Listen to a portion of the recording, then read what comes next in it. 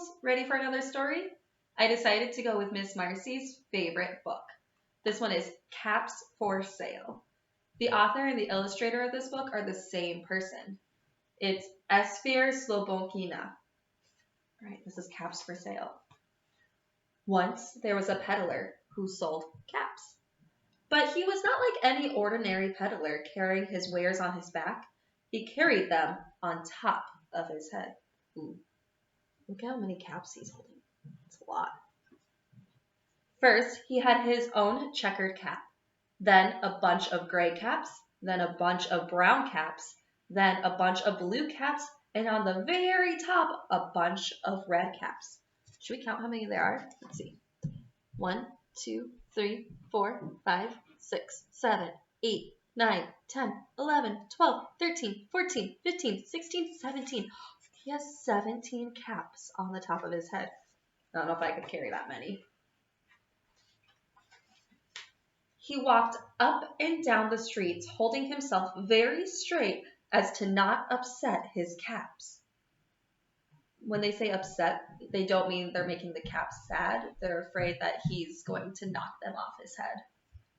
As he went along, he called, "Caps! Caps for sale! 50 cents a cap!" One morning, he couldn't sell any caps. He walked up the street and he walked down the street, calling, "Caps! Caps for sale! 50 cents a cap!" But nobody wanted any caps that morning. Nobody wanted a red cap. He began to feel very hungry, but he had no money for lunch. Oh no. I think I'll go for a walk in the country, he said. And he walked out of town slowly, so as not to upset his cap. He's walking away. Oh, man. He walked for a long time until he came to a great big tree. That's a nice place for a rest, thought he. And he sat down very slowly under the tree and leaned back little by little against the tree trunk so as not to disturb the caps on top of his head. Then he put up his hand to feel if they were straight. First his own checkered cap, then the gray caps, then the brown caps, then the blue caps, and the red caps up at the very top. Ooh, looks like a great place to take a nap. So they all were there. So he went to sleep. He slept for a long time. When he woke up, he was refreshed and rested. Ooh, do you notice something? What I notice is something's missing. Oh, I wonder where they went. But before standing up, he felt with his hand to make sure his caps were in the right place. And all he felt was his own checkered cap. Ooh, how do you think that's going to make him feel now that all of his caps are missing? He looked to the right of him. No caps. He looked to the left of him. No caps. He looked to the back of him. No caps. He looked behind the tree. Oh, no caps. Then he looked up into the tree. And what do you think he saw?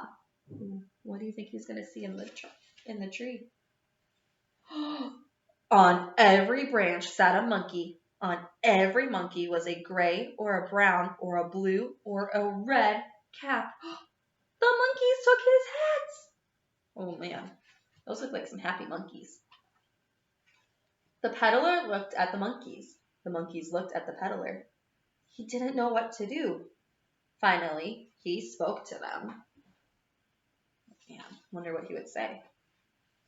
"You monkeys, you," he said, shaking his fist at them. "You give me back my caps." But the monkeys only shook their fingers back at him and said, do you remember what they say?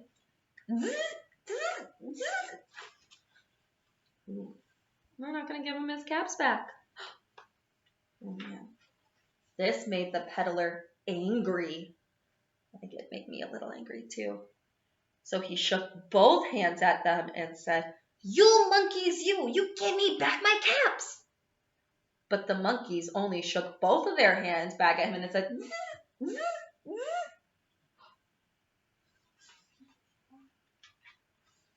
Now he felt quite angry. He stamped his foot and he said, "You monkeys, you better give me back my caps!" But the monkeys only stamped their feet back at him and said, "Zzz, zzz, zzz." The monkeys aren't giving back his caps. Why do you think they're not giving them back? But this time, the peddler was really very, very angry. He stamped both his feet and shouted, "You monkeys, you must give me back my caps!"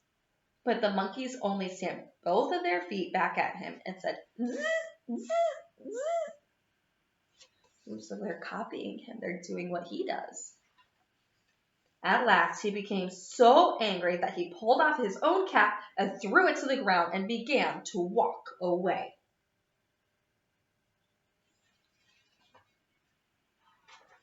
But then each monkey pulled off his cap.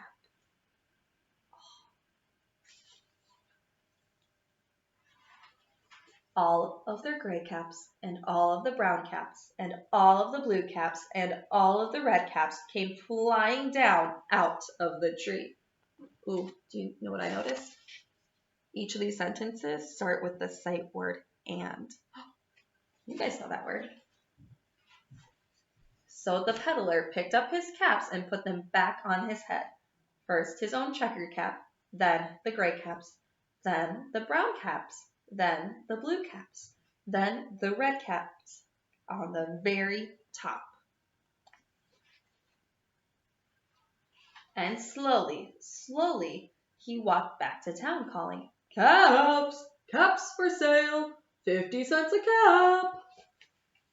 The end. And that was Caps for Sale. I hope you friends enjoyed it.